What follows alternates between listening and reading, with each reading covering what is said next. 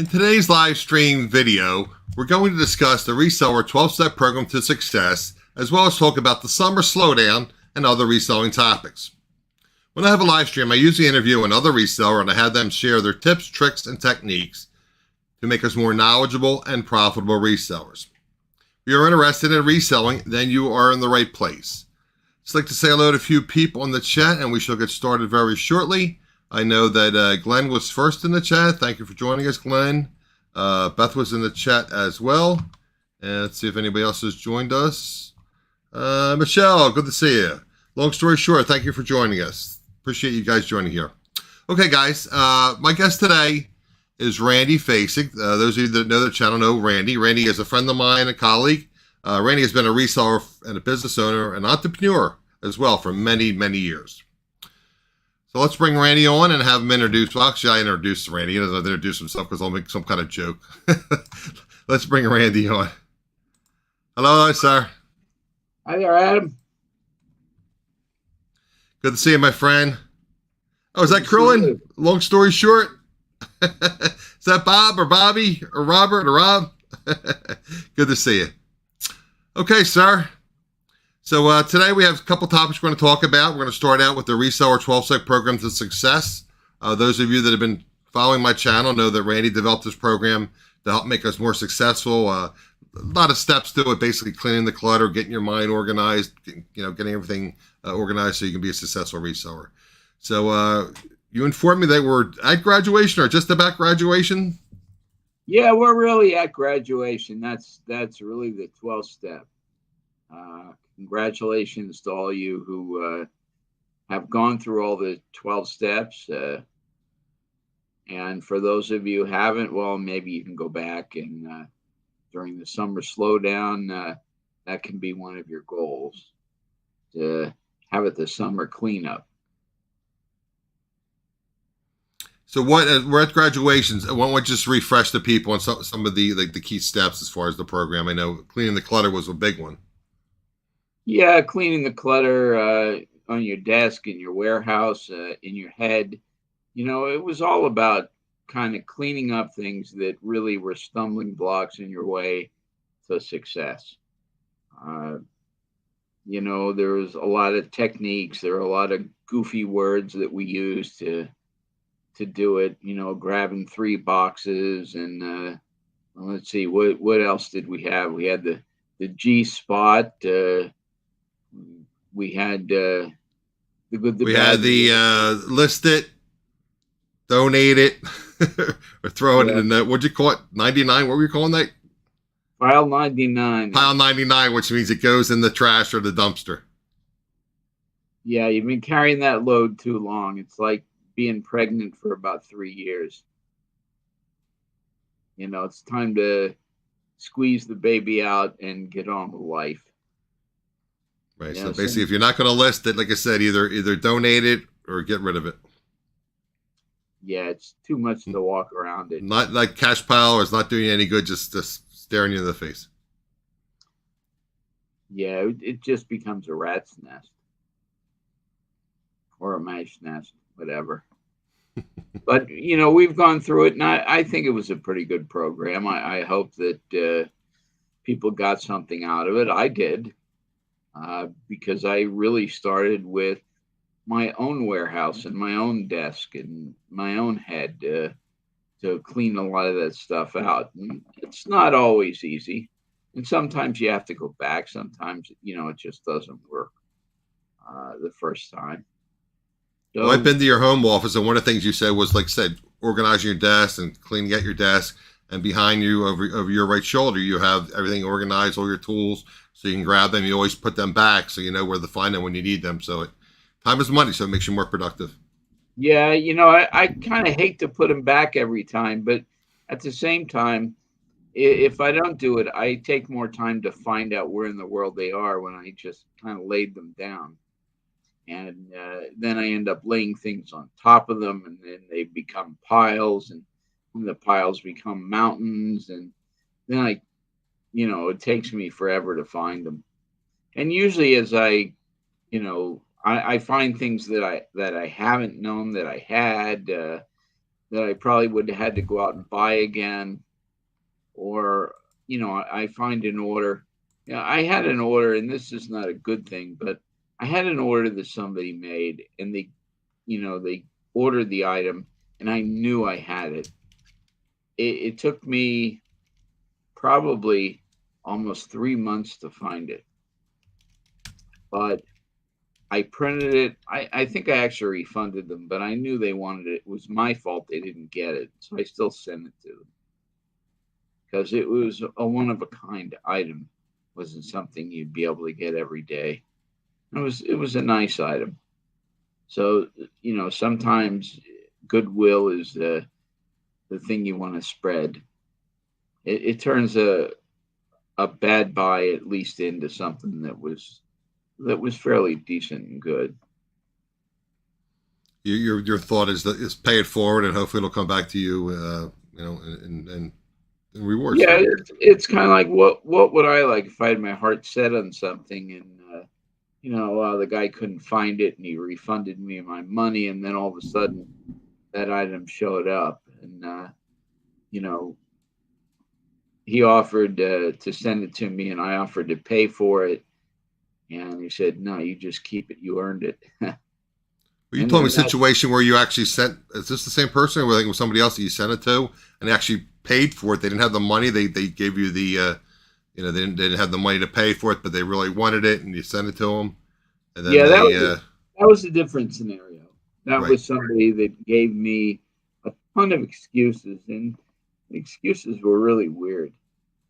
So I just felt that there was something there because what they ordered, I couldn't see how the excuses fit up. And I said, you know what? I just feel I want to send it to them. And they were real happy about it. They paid me more than what it was worth. Yeah. what they really owed me. And I didn't Right. embarrass them by saying, you didn't owe me this much and send Right. it back. So, I let them do their good part because they let me do mine. You did your good deed, and they paid you back, and then they felt Yeah. I guess they felt satisfied they were able to pay you for the item. I wouldn't do that all the time. There No. are times when, for instance, when I started out on a one new site, I put in free items, along with the items they bought, and not one person reached back and said thank you. Really? I guess they thought, well, I screwed up, but I didn't screw up. I actually meant to do it. And I know some of the jewelry sellers. When I was following a lot of jewelry sellers, they throw like a little tchotchke, a little inexpensive piece of jewelry in with the more expensive jewelry as like a little thank you.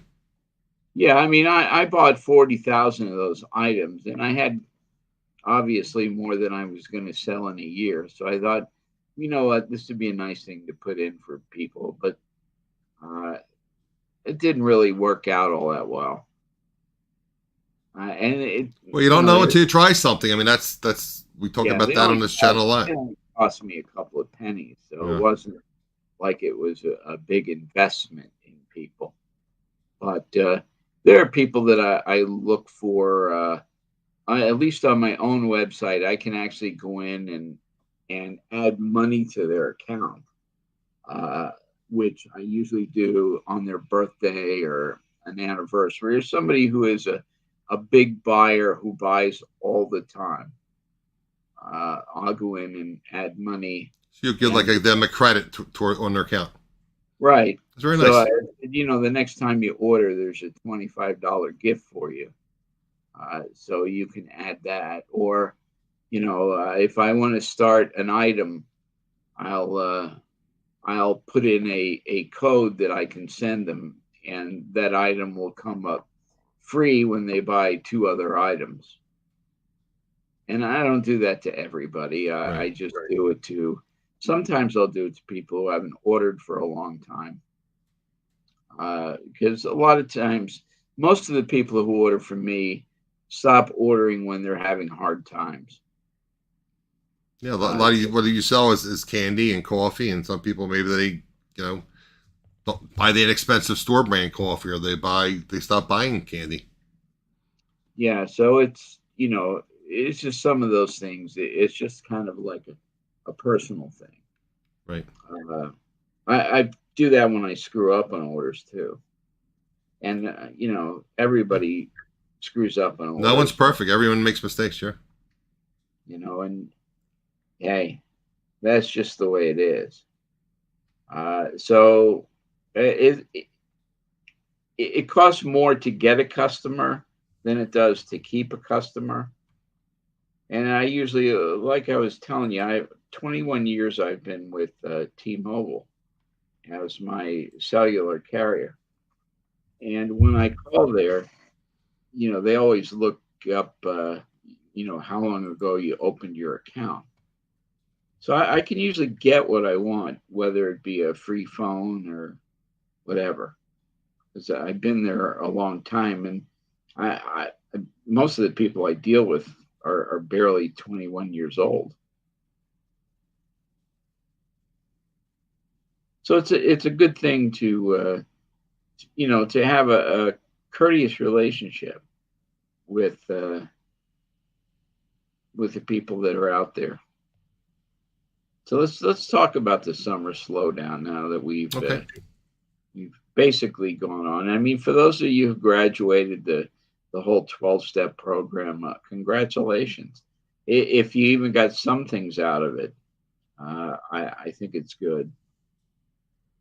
But everybody hates the summer slowdown, and everybody has times when things slow down. But there are a lot of things that you can do during a slowdown time. It's a good time to really do your whole 12-step program over. Sometimes it's a good time to look at your inventory and say, you know what, I'm kind of losing interest on this. Maybe it's time to take a look into some other things and reignite that fire that's in there. Kind of go to, instead of like marriage counseling, go to reseller counseling and look at things over and over again. There are plenty of opportunities. You got to see what fits you the best. I sell things that I never thought I would sell, and I'm doing fairly well at them. You and I discussed buying some liquidation, and some of the things you're buying, you're just blowing through the stuff. It's like you just took a chance on it. Yeah. I mean, I bought 10,000 units of an item, and I already got paid back for it in virtually one day. One day, yeah. You bought 10,000 units, made your money back, your cost acquisition in a day. So and that was just a matter of gaining a relationship with the liquidator, and that took some time, but it was a fairly good thing, and I think it will pan itself out. It was a lot of work. I mean, a whole lot of work. I compromised with the way I do things, because there was so much of it that I didn't realize that I was selling it as fast as I was listing it, and I didn't realize that would happen.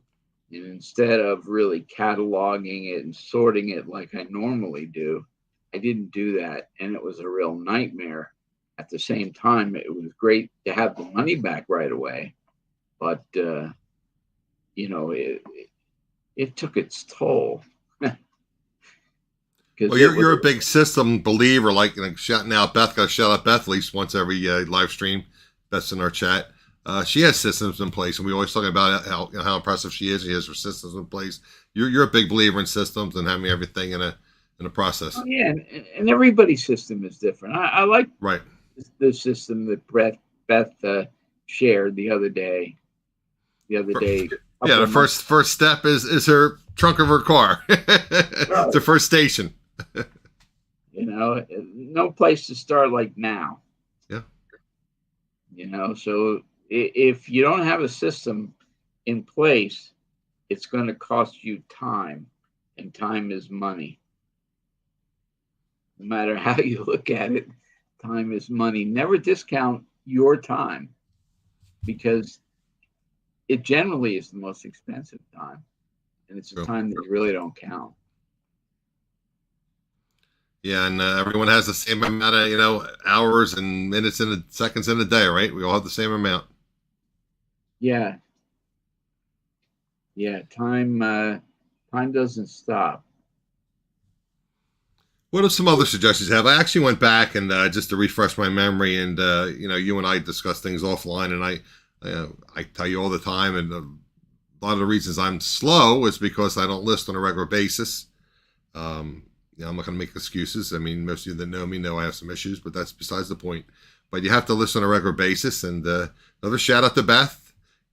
Develop that draft bank. Get listings, get them set up, put them in your draft file, and then so if you can't list, if like Bob was saying, he's not sourcing today, he's going through his inventory and straightening out things, and so maybe he didn't have time to list today. So if he had 10 items already ready to go, he could upload those today, and it would look like the eBay or Poshmark or wherever he's selling on that platform that he has new listings today. So just build that draft bank. That's one of the things that a lot of the other successful resellers recommend. What are some of the other things that you recommend dealing with the summer slowdown? I recommend that when you fall down, you get back up. We all fall down. We all, you know what? We all need a day to skip. To just kind of take a day off or whatever. Don't let it be something that you feel bad about. I don't take 5 or 6 days.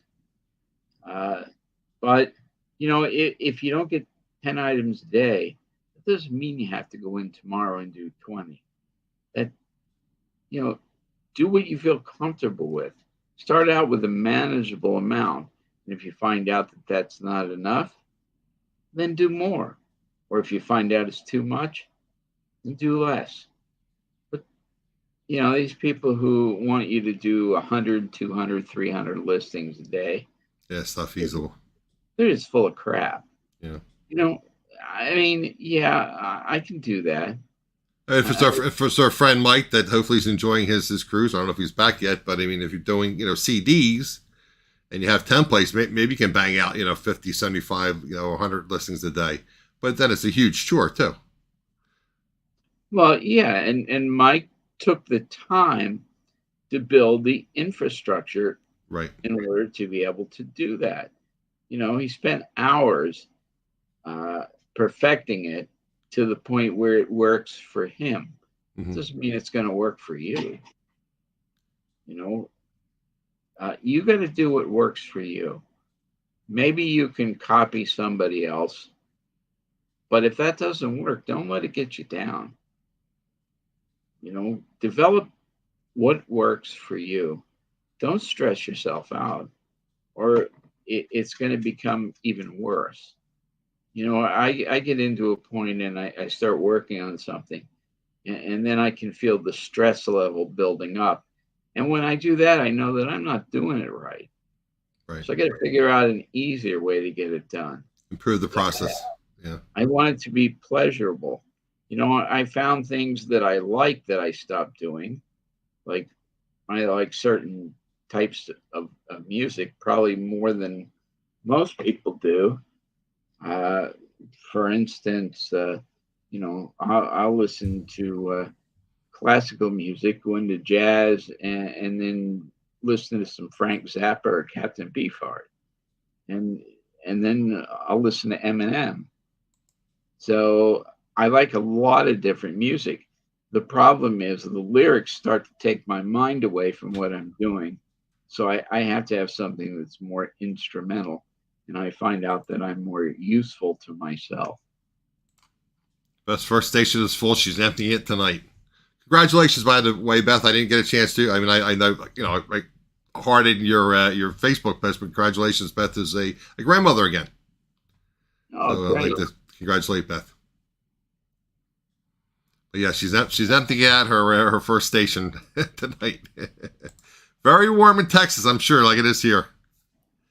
Some of the other things that other resellers are recommended, and I guess it's just more like basic, how to improve your sales in general on the various e-commerce platforms. Things such as checking your titles. making sure your titles are correct, making sure they're in the right order, the way that eBay likes them. There's a lot of videos out there on how to word your title properly. Another thing is checking your pricing. I mean, Randy and I have discussed this often, and other resellers talk about it all the time. The prices of things go up, go down. Demand for things go up, go down. Check your pictures. Randy is a big proponent of checking your pictures, and if something isn't selling, maybe you don't have good pictures. That's another thing you can look into. Are my pictures sharp? Are they? Maybe I should change the order of my pictures. And what else did I have here? Let's see. And maybe running a sale, or best process of marking things down after a certain period of time. If she has it for 6 months, Beth, I might be misquoting you, but if she has it for 6 months, it's one mark down, then a year it's another mark down, then after 18 months it's another mark down, and then would you call it a pile 99? I think what you said, Randy, you either donate or get rid of it. Yes, it's file 99. File 99, thank you. Get it going. It's not doing you any good. Otherwise, you end up like a hoarder, which I've done many times. You place an unrealistic value upon it. Say, well, this is worth something, and the problem is you're the only one that thinks it's worth anything. Yeah.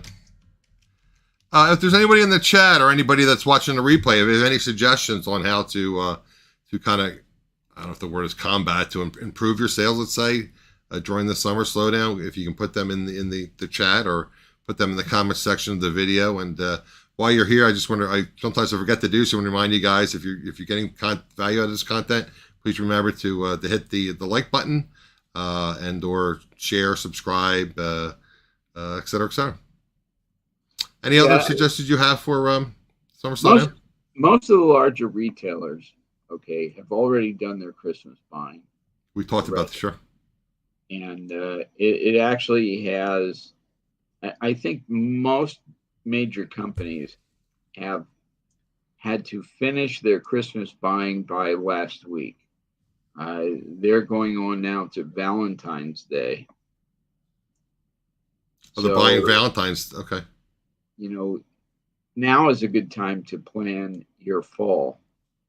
Now is a good time to, if you're buying liquidation and you're buying pallets of stuff, usually you're going to get right now what is believe it or not, the end of the summer season. Right, the summer season shelf pull, so to speak, yeah. In reality, you're having back to school right now, and most of your chain. Yeah, I noticed that a lot of the ads are like Staples and Office Depot, and some of the most of the states now, I believe, have tax-free periods, back to school tax-free sales tax periods. So, you want to think about that. Don't think about the fact that, I doubt very much whether eBay wants their site to slow down. I don't think they really look at that. That's in the minds of some resellers, but I don't see it to be true. They make money on you, and they make money in a lot of different ways. And one of the ways they want to make money on you is not to shut you down or to slow down your sales. No, they want you to sell things. Obviously, they're making their their commissions on your sales price, plus they're making commissions on your promotions, promoted values. They're making money on your shipping, which we've discussed before, but we won't get bogged down in that topic. One thing I did want to bring up, guys, as just as an aside, I tell Randy and I tell you guys all the time, my ADD, if I got either write it down or got to say it when I'm thinking about it. I brought up that no sales tax periods in various states. You can research that. You can Google search it and look it up. But keep in mind that applies if you're buying, say you need a new laptop or computer or a printer or something. Hey, every little bit helps. If you're going to buy a $1,000 computer, and your state sales tax is 6 or 7%, you can save $60 or $70 just by buying it during this period. So I'm not telling you to spend money, but if you were considering you have to buy certain things, it's a good period of time to buy those type of things that would be would qualify for the sales tax exemption. Yeah, right now is also a good time to look at other platforms that you were not on. maybe you're selling in the wrong platform. Maybe you would do a lot better somewhere else. I know that depending on what platform you sell and what you sell, you can get a lot more money on one platform than another platform, and you may be pleasantly surprised. I mean, I've had items up on one platform for a year, and I sold maybe 3 or 4 in a year. Well, that's kind of pitiful. And I put them up on another platform, and I sold everything that I had listed, which it's about 200 or 300 items in a matter of 2.5 weeks, as opposed to just a couple of items in a Certain year. items sell better on different platforms. I mean, I know you and Mike Flipping Goodies are big proponents of Walmart, and you tell me you and Mike talk about how you can sell for higher dollar values on Walmart as well. Yeah, fees are less, and you can sell at higher dollar value. Oddly enough, and the margins are higher because the costs are lower. Right. I have some of my outright costs at 8%. I figure I average about 20% on eBay when you factor in, I only do like the 2 or 3% promoted listing. Sometimes I'll make up to 4 or 5%. I never go above 5%.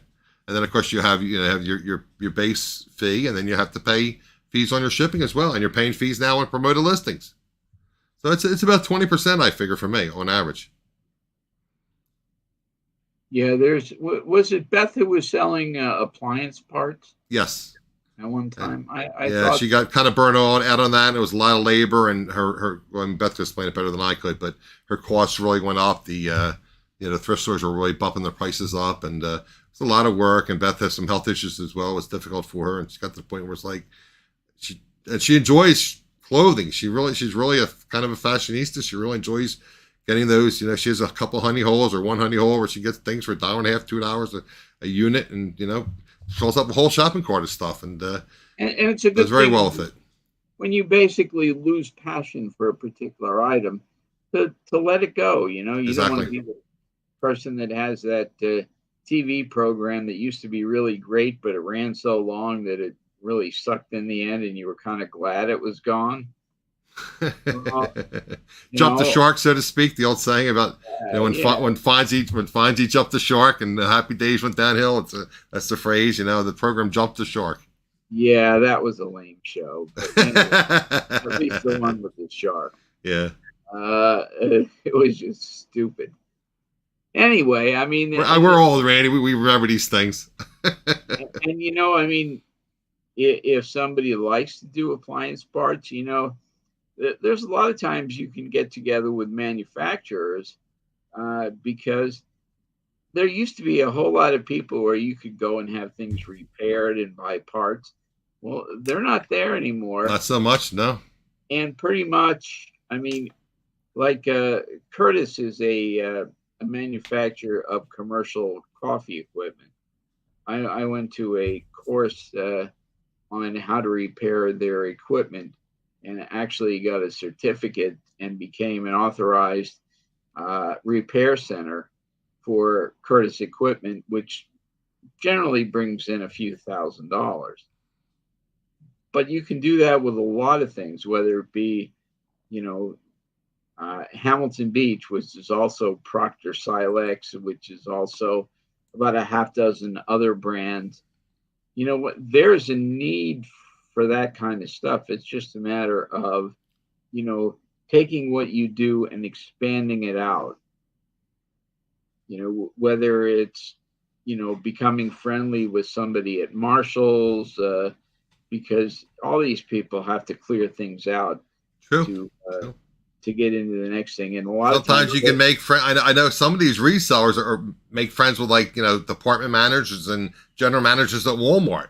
My Walmart has terrible clearances. Most of my Walmarts around here. But some of these resellers make friends with these managers, and they go up to them and say, "Hey, you got any specials? You got anything going on?" And they say, "Oh yeah, well I usually do my markdowns such and such a time," and then they know the pattern, and they come in and they pick up all the stuff before the other resellers get there. Yeah, I mean, you know what? You can go, and if you gain a relationship with them, and it doesn't matter what kind of store it is, they'll pretty much show you, you know what, there's a pile of stuff that they'd like to get rid of, and virtually they'll kind of give it to you. And maybe 30% of it you'll have to throw in the trash, but True, true. you got a free pile of stuff for that 60 or 70% of it is perfectly saleable. Yeah, I've heard stories about that at Goodwill. Sometimes you become friendly with the manager, general manager, and they'll give you like gaylords of stuff and say, well, this stuff isn't selling it. Maybe they had the stuff on average listing price to say $5. I'll give it to you for a buck a unit. Okay. I know that our Goodwills around here had so much inventory that they actually stopped taking donations. Wow, that's amazing. So, those are people that if you sell clothing, you might want to make a contact with, whether it's Goodwill or whether it's Salvation Army. Absolutely. And, I talk about this. Sometimes I sound like a broken record on this channel, but, you mentioned it earlier and I mention it all the time. Just try to be somewhat friendly. I mean, even if it's an act, I apologize for saying that, but, I go to yard sales and garage sales and I watch other channels. There's a new reseller, not a new reseller. I guess he's been reselling for 2 or 3 years now. Got a nice channel. He's based out of Utah. But he kind of talks about the same things I talk about. I mean, he's much more productive, but he talks about the same thing, going in and he talks about, being friendly, and his thing is to make a joke. Well, I'm not really a jokester per se when it comes to meeting strangers, but he says, have a joke handy, and then, everybody's sense of humor is different too. But then he talks about, buying some things, like maybe you find a bunch of like, quarter or 50-cent things, and you grab 3, 4, 5 things, and you kind of go up and says, I'm going to buy these, and can I start a pile? Well, in his mind, he says, okay, well, that's making an impression on the garage or yard sale person that's selling stuff. Oh, this guy's a buyer. So then maybe you eyed 1 or 2 other things in there that you really like, and you want to get a deal on. So after you pay full price on the other stuff, or maybe you just pay up front on the cheap stuff. I think that's what he said. You buy the cheap stuff early, just kind of pay for it right away. How much is that? 50 cents, $1, pay the guy. So, okay, can I start a pile? Yeah, sure. And then you have your eye on those couple other things, and then you say, oh, what do you want for that? And they'll think of negotiation, Randy, which obviously you would know. You never want to make the first offer. You want them to tell you the offer. And then you go back and forth, and the guy says, oh, the guy's a buyer. He's buying stuff for you. I can give him a deal. Yeah, I mean, and let's face it, you're like your other friend over there in New Jersey, Billy. You're quick with a joke or light up your smoke, but there's some place that you'd rather be. Billy, so. I want to read something that just came in. Okay. Hey, here's a link to our new auction. Please keep your eye on it over the weekend as we will be adding more lots. Those are the kind of, things you want to get. You want to have a good relationship so that the guy running the auction is saying, hey, look out because we got even more stuff to put in here. And when I go there, yeah, I don't think I got that notification. You're a little more connected than I am. So I didn't get that message. Well, no, you buy a lot more stuff than I. But the key to it again is relationships. Absolutely. A lot of times the key to a lot of things are relationships with other resellers as well. Where, hey, if I find a load of stuff that I think other people could use, I certainly can, recommend to them, hey, you know what, I don't know what it is, but I noticed this is something that might work for you. That's a great tip, and I forget to mention that often, and that's a lot of the other resellers that are successful resellers mention that, because you kind of can tell when people are resellers. So you kind of keep an eye out on what they're buying. Maybe they're a hard goods, buyer, and you're a clothing buyer. So you can say, what do you normally look for? And they'll say, oh, I buy remotes, or I buy combo, VCR, DVD players, whatever. So you kind of keep your eye out, so Sony's a good brand, Panasonic's a good brand. So maybe you see the guy say, oh, by the way, did you see they got the Sony DVD player, the combo over there? Oh yeah. And then maybe they know, what do you like to buy? Oh, like I said, maybe you're a clothing buyer. Oh, I buy Ralph Lauren. I buy this brand. I buy that brand. And say, oh, okay, by the way, I saw, there was some nice men's shirts over there. I mean, it helps. I mean, it can't hurt. Right? I don't think so. Was there anything else I got another topic I wanted to bring in, and we'll discuss that for a little period of time. Was there anything else you want to bring up about the summer Slowdown? Let's talk the next topic up. Let's bring the next topic up. Okay. This is a good one. Here, we got that right. It is a good one. Okay. What the heck? Hold on. Let me get out of this. I forgot how I want to do this. Okay. Breakdown happens kind of overnight. Oh, hold on, guys. Hold on. Oh, let me do this again, guys. I forgot I was playing that for Randy, and I screwed up on that. I wanted to, I didn't rewind that. Go back and start from the beginning. My bad. Let's try this again. UPS workers are getting ready for what could be the biggest strike related to a single employer in this country's history ever. Take a look at this.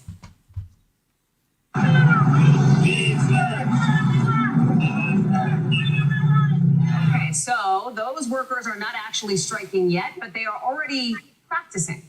Yes, practicing. After negotiations between the union, representing hundreds of thousands of employees, and UPS seem to have fallen apart in just the last 24 hours. As it stands, there are no more talks scheduled. And every day that goes by is another day closer to the end of the current contract, meaning that a huge potential strike could happen in the next few weeks. That would be a hot mess for a lot of stuff that you probably care about, like how you get packages. And even more broadly, the supply chain in this country, the economy. Noah Pransky is at the big board to break it down for us. Implications here, Noah, they are huge, potentially. We're talking about the world's largest courier company. In fact, the breakdown happens kind of overnight on July 4th. They were doing a marathon session all the first half of this week, broke down in the middle of the night, two sides walk away from the table. We are looking at potentially strike preparations. You saw them on the video there. We're told they're going into high gear, largest single employer strike in U.S. history, as you mentioned, July 31st, the key date that everybody is watching. Now, why does this matter? Because the company is so big. They're the 37th largest company of any kind in America, $100 billion in annual revenue, 24 million packages delivered every day, and with 400,000 employees, almost all of them unionized, they are the single largest unionized workforce in the entire country. Why are they seeing, what's the issue? In other words, what are the sticking points in these talks that are in fact not apparently happening right now? Yeah, the good news is they're still talking, but this is what's kind of still at loggerheads. Wages. UPS says they're already the best in the business when it comes to paying their employees, but their profits have tripled 3 times over since the beginning of the pandemic. Employees want a bigger cut. They're arguing over how many full-time jobs. Of course, full-time jobs have better benefits, and also issues with the trucks. Now, workers already got AC in their trucks a few weeks ago, if you remember that story, but there are cameras in the trucks too, and the workers want those out. The company says they need them for efficiency purposes and safety purposes. How this affects you, it trickles down in a lot of ways. Of course, we're not just talking luxury items, we're talking about food for some Americans, medications getting delivered by UPS. And this could go on for more than just a few days. 26 years ago, 1997, there was a 15-day strike. It had $1 billion in today's dollars worth of disruptions. UPS doesn't want that. We're also talking about other companies that could feel an impact here. If supplies shift over to USPS or FedEx, that could overwhelm the supply chain, which we know still is not back to full speed since the pandemic. A lot of implications. That's why we're watching that July 31st deadline so closely. Okay, that wasn't good news. Your thoughts, Randy? Oh, is Randy frozen? Randy, you are frozen, sir. You want to back out and come back in? You're frozen. Hope you can hear me. You're gibberish and you're frozen. Let me remove Randy and he can come back in. Okay, guys. So basically, like I said, they're talking about the UPS strike. So some of you use UPS on your larger packages, your heavier weighted items. So obviously you want to make preparations. We had talked the last live stream Randy is very familiar with the Teamsters, and apparently they're kind of at some kind of a loggerhead right now. Negotiations. You saw in that video from NBC News that they're actually doing practice picketing. So that's kind of odd, but I mean they're preparing. I mean, I'm not saying it will happen, but for those of you that use ship with larger items that you ship through UPS, forewarned is there's an old saying, I forget what the saying is, but basically be prepared. Forewarned is forearmed, I think is what the saying was. So hopefully we can get Randy back in the stream. I guess he had a bad Wi-Fi connection or something. He was got a lot of gibberish and stuff. So while we're waiting for Randy to come back, guys, you just pop in the chat. I know some of you are having some conversation amongst yourself, which I really enjoy. I mean, it's a good place for resellers to network with each other. But any of you have any other suggestions for the summer slowdown? Obviously, like I said, some things I suggested are like they're like old school things. Check your listings, check your titles, make sure they're properly aligned the way eBay wants them. One of the suggestions I heard was, and this is just like a general reselling thing, is have your pictures on a white background, because that gets them hopefully up on the Google search. Because if it's not on a white background, Google won't put them in their search engine. We talked again about maybe improving your pictures. Also maybe improving your pricing, checking your pricing, go back and forth to check to see if pricing is accurate, because as we know, things change from time to time. One thing we kind of got off when Randy was discussing things. He says basically retail stores now are rolling into their back to school time, so they're kind of getting out of the summer clothing sale, so to speak. So maybe there's opportunities there for you to buy some summer clothing. Look for clearance. Maybe there's opportunities there. Can you hear me, sir? Everything good? Yes, back. You're back. Okay. You're like a bag petty. You're back again. That's it. Okay, I don't know what you talked about, but with UPS saying they're the best paying company in the business, you know what? Yeah, a lot of their people make a lot of good money, but the people who load the trucks, they'd make more working at McDonald's. Well, I know Michelle had said her brother was working for a while at loading trucks at UPS. That's a backbreaking job. Yeah, and as far as wanting full-time work, yeah, they do a lot of part-time work so they don't have to pay all the benefits, and it's quite a cost-cutting part of their business. Amazon is very well known for that. They open up all these warehouses and they don't want to hire anybody full-time.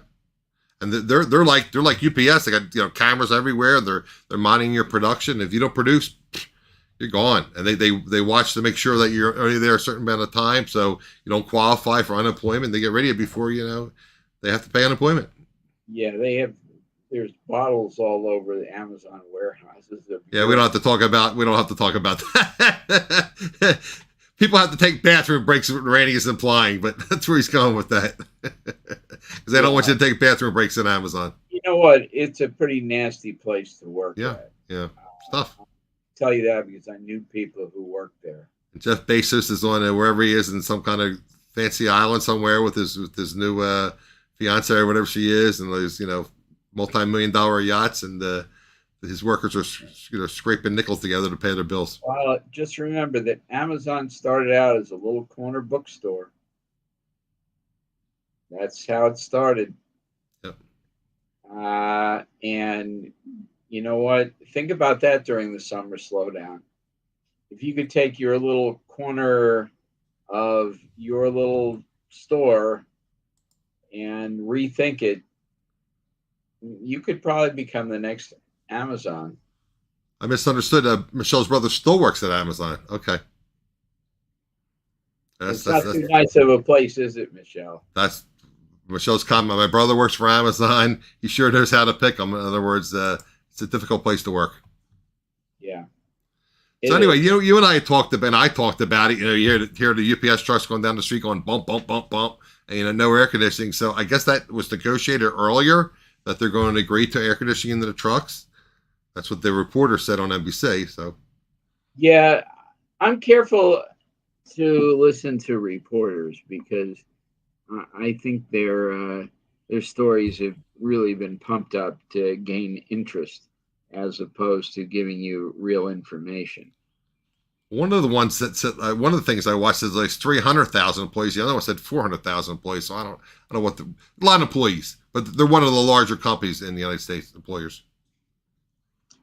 Yeah. Even their drivers are put through an awful lot, and I think there's surveillance. Their packages are counted in seconds. So if they have good stops, they can have lunch. Like They don't. They can't. Yeah.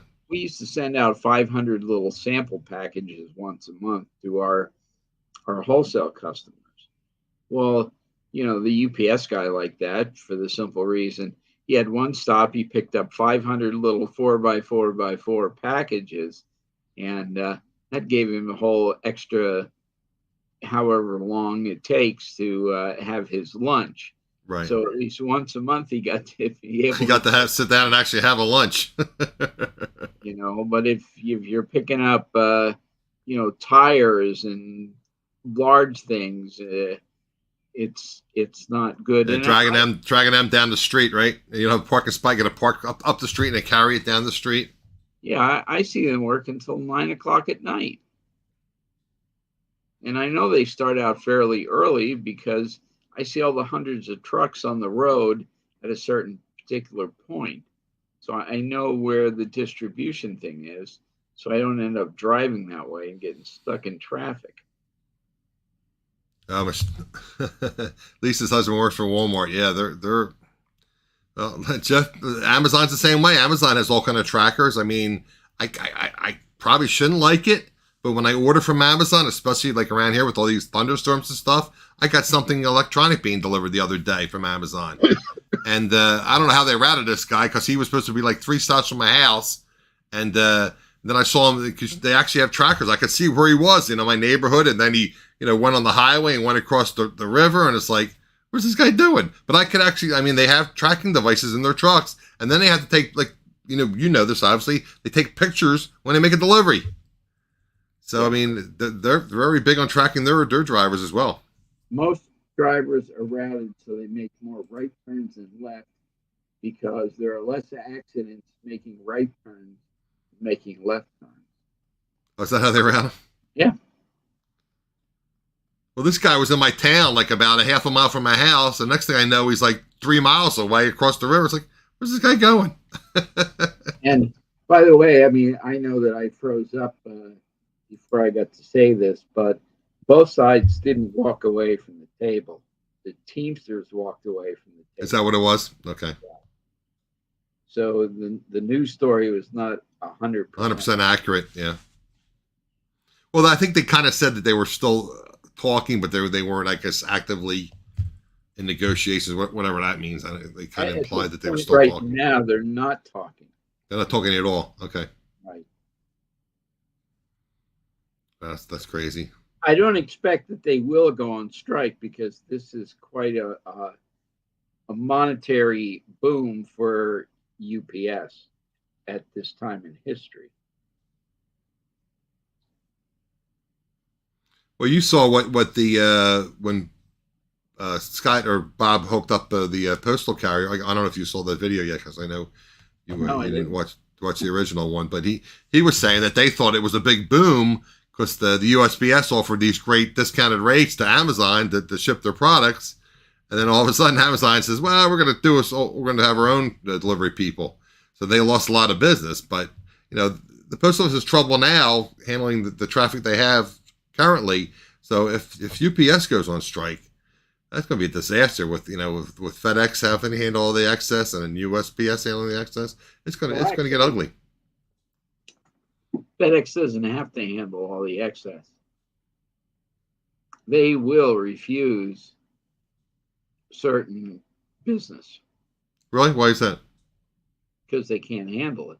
They don't have enough to handle it. Okay. USPS will take all of it It'll take forever to deliver it, but they'll take it. but they won't be able to handle right. the Deliver it in a business. timely fashion, right? Yeah.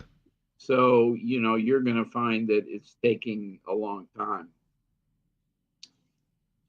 That's why I think it's good to have several relationships. Right. But because there's also DHL,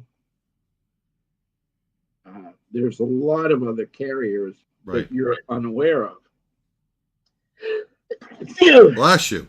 Ah, You Anyway. feel better now. yeah. But Yeah, you said there was other carriers such as DHL and right. yeah, it's just that the average person is unaware of all the services that are actually out there. Right. And I think that's where most of the platforms have really fallen down. True. And in the service to their sellers. Well, that came up in one of the reselling groups I belong to, Katie and Vicky's group, and I'm probably going to screw up the name, but Boss Something Online is their group or whatever on Facebook, and somebody was talking about using, actually it was Vicky, one of the founders of the group, was talking about using pirate ship. And I know you're a little different because you have relationships with all the different carriers, and you have great discounts, but you're doing way more volume than most of us. But she recommended pirate ship, and I commented about some of the advantages of using pirate ship, especially for smaller sellers. And somebody responded to me, and that's one of the things they tell you to try to be active in the these various reseller chats. It helps your YouTube channel. I don't know what it does, but try to be a little helpful. And I commented, and somebody came back at me and says, "Well, you don't get protection if you ship through pirate ship, eBay, blah blah blah." It's like, well, and I didn't want to get in a back and forth because we talk about time is money and not getting all worked up over things. But how often have you had problems with eBay, and how often have they sided with the seller as opposed to the buyer? And when you ship through pirate ship, they're connected to eBay, and when you print a label, they know you printed the label. When you get scanned by the post office, they know it's scanned, and same thing with UPS. But I didn't want to get in with this person, so I pretty much just ignored it. I like the new thing that they're going to up the insurance to $100 for the Grand Advantage. Yeah. Yeah, they haven't paid out the $50 one. So what good is it to have the $100 insurance? Yeah, true. I've had a stack of claims already that were 2 feet high. Yeah. And not a single one of them have been paid. I mean, I don't know what your experience is with FedEx, but when I was working at the liquor store last time I was working at the liquor store, we shipped out alcohol because obviously you can't ship alcohol through the USPS. And they would file a claim once in a blue moon, and they fought them tooth and nail, and they brought in the regional director and the district manager, and they were fighting over we never filed claims. I mean, I wasn't involved directly with the shipping, but we did a lot of business with FedEx, and they were fighting them over one claim. It's just like any company. That's what they do. Well, I find that they're pretty fair with me. They're fair with you? Okay. Yeah. Doesn't FedEx outsource deliveries a lot? Actually, they all do. FedEx, the post office, UPS. Right. There's also Purolite or Courier. There's TNT. There's DHL. There's a lot of carriers, and they use each other's services. Right. Oh, speaking of UPS, there's the former UPS very successful reseller in the chat. He's commented about Bob or Bobby or Robert or Rob.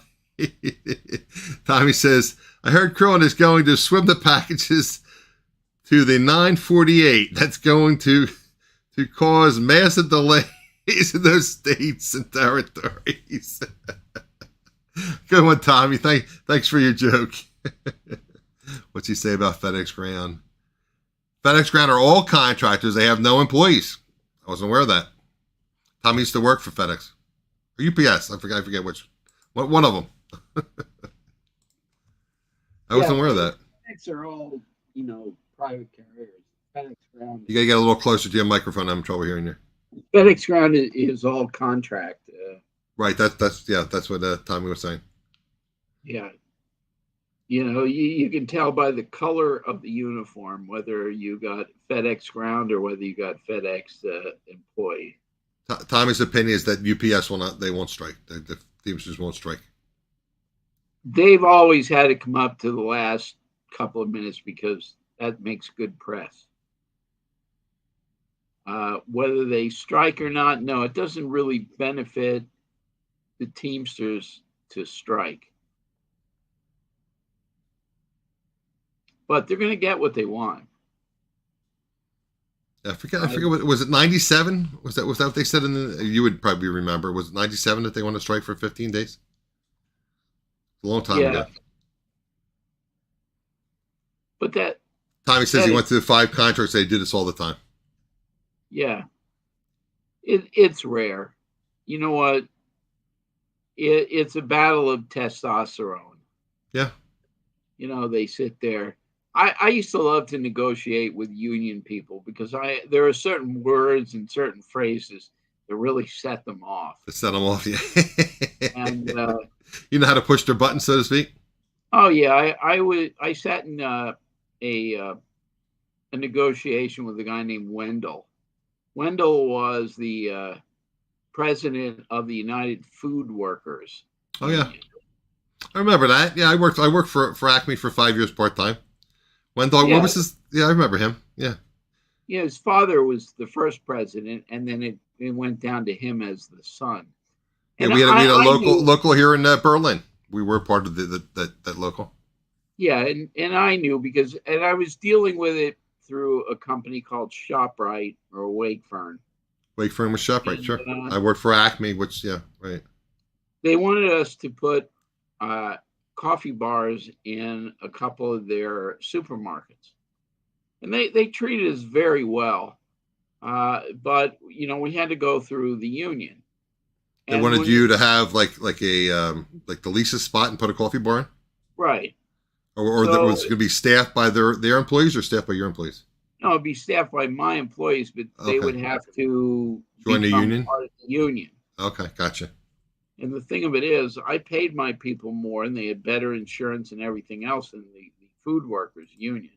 Right. But when I saw that the negotiations were breaking down, I thought, well, I might as well have some fun.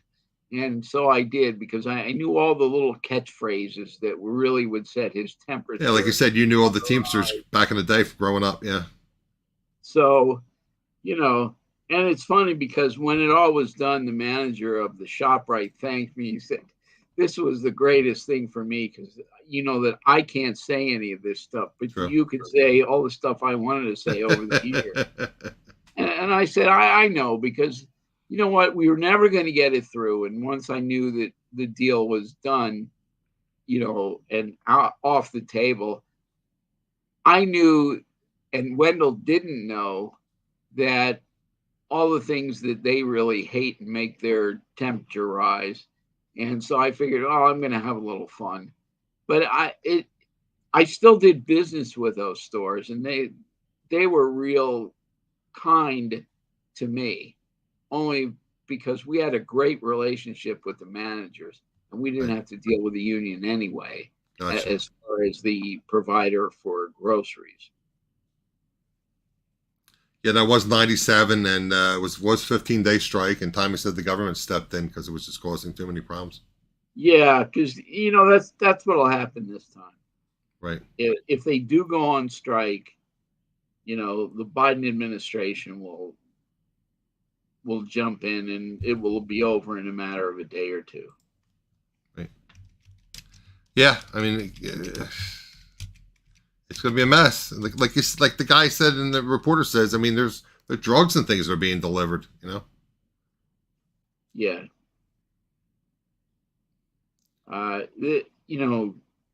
Delivery has become more important because we've gone away from a manufacturing society into a service True. society. So everything has to do with delivery. Yeah, I don't want to extend this more than an hour, but I was doing some research on some things to talk about. And that was one of the things too, that their unemployment is down, but we're losing a lot of retail jobs, service industry jobs, because places are closing down. Yeah, it's not it's nobody's talking about what's really happening. Right. The Fed's going to raise interest rates again, basically for preparing for the next election. They'll just lower interest rates getting closer. Right before the election. Yeah, and everybody will think, wow, this really looks good. Because right now, everybody, believe it or not, there's a lot of people celebrating $3.40 gas, because a year ago we were over $4. Over $4, yeah. And that sounds good, but they forget, like a couple of years ago we were down to almost around $2, wasn't it? Yeah. Oh, we were even lower than that. Oh, was it? Okay. And Sheets came out with a promotion for July 4th that took gas prices down to like $1.59, and people were waiting for like. I saw that, and it was like, there's no way I saw that. It wasn't just Sheets; it was other. It was some combination. I don't know how it was some kind of organization that was doing it, but it's like, I think there was a Geico or somebody advertised it on the radio. It's like, no way I'm going to wait in line to get 10 gallons of gas to save $10 and be in line for 2 hours. Probably use that much in gas for the air conditioning. $1.76, right? Yeah. Yeah, I mean, I go to a Sheets that is $17.76, right? $1.70. Yeah. It's I think it was $2.89 a gallon for regular. For those of you who don't know, and I guess everyone's in different parts of the country, but and a lot of people are in Florida and up this way. Tommy, and you and I are up this way, but Sheets is kind of like Wawa, similar to Wawa. It's a big convenience store with gas stations. Yeah, they actually sit on each other's board. Oh, did it really? Yeah. Okay, so was there anything else you wanted to bring up while we're talking? And I guess we'll probably do another show in 2 weeks. I may try to get out a video in the meantime, and because unfortunately not a lot of guests are available, especially in the summertime. Yeah, I have to go to do a couple thousand more listings today. Couple thousand more listings. For those of you that don't know, Randy is joking. He's going to probably do more listings, but some of these. I'm sorry. Definitely not 1,000. Not 1,000. So that was Randy's way of getting us out on a joke. So guys, just wanted to remind you guys again, my little closing here. If you're getting value from a channel, please consider helping me offset my expenses. Buy me coffee, Cash App, and of course, I always mention Randy's. There's a link to Randy's website in the description of the video. There's also an email for Randy in the description section. So if you have any questions about, Randy might be able to help you with some things, and you just want to check out Randy's store, the link is in my description section. And if you're kind enough to buy something for Randy's going to pay me a little commission on that if you just put AE when you register on his site. Okay, guys, so we'll see you again. I appreciate you all coming, and if you have any comments, those of you that are watching the replay, about the things we can do to help during the summer slowdown, as Randy made it very apparent, we're actually getting out of summer and rolling into the back-to-school phase. But if there's any things you can recommend to help us improve our summer slowdown sales, I would appreciate it. Take care, folks. See you next time. See you.